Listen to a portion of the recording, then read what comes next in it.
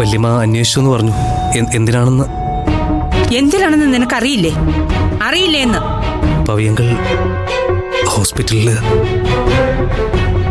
വല്യമ്മേ, അക്കാര്യത്തിൽ ഞാൻ നിരപരാധിയാ. നിരപരാധി? നീ ആ നിരപരാധി? എടാ, നിന്റെ അച്ഛന്റെ പ്രായമില്ലേ പവിത്രന്? എന്റെ സഹോദരനാ പവിത്രൻ, അത് നിനക്കറിയാലോ. ഞാനില്ലാത്തപ്പോ കുടുംബത്തിന്റെ വില കളയുന്ന രീതിയിൽ നിന്റെ അമ്മയും അച്ഛനും ഒക്കെ ഇവിടെ പരസ്പരം തല്ലുക, എന്നിട്ട് പിടിച്ച് തള്ളുക.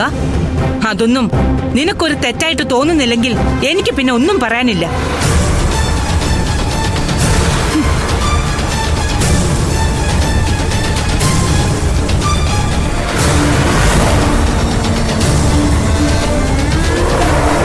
പവിയങ്കളോട് ഞാൻ സോറി പറഞ്ഞു.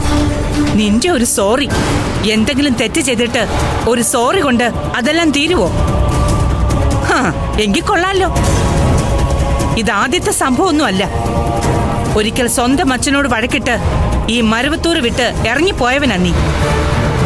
എത്ര കൊല്ലം നീ മാറി നിന്നു. സ്വന്തം അമ്മയെ പോലും അറ്റ്ലീസ്റ്റ് ഒരു തവണയെങ്കിലും ഫോൺ വിളിച്ചോ? എന്നെ ആരും വിളിക്കണ്ട. ഞാനിവിടെ പൊന്നു കായ്ക്കുന്ന മരമാണല്ലോ, വേണ്ടപ്പോഴൊക്കെ വന്ന് വാരിക്കൊണ്ടു പോകാൻ. എവിടെയൊക്കെയോ തെണ്ടിത്തിരിഞ്ഞ് കാശിനൊരു മാർഗവുമില്ലാതെ നീ തിരിച്ചു വന്നപ്പോ അകത്തേക്ക് നിന്നെ കയറ്റരുതെന്ന് നിന്റെ അച്ഛൻ പോലും എന്നോട് പറഞ്ഞതാ.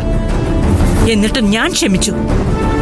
ഈ വീട്ടിൽ വന്നിട്ട് നിനക്ക് തന്നൊരു മുറി നീ അതൊരു കൊച്ചു ബാറാക്കി മാറ്റി. ഇതൊന്നും ഞാൻ അറിഞ്ഞില്ലെന്ന് നീ വിചാരിക്കണ്ട.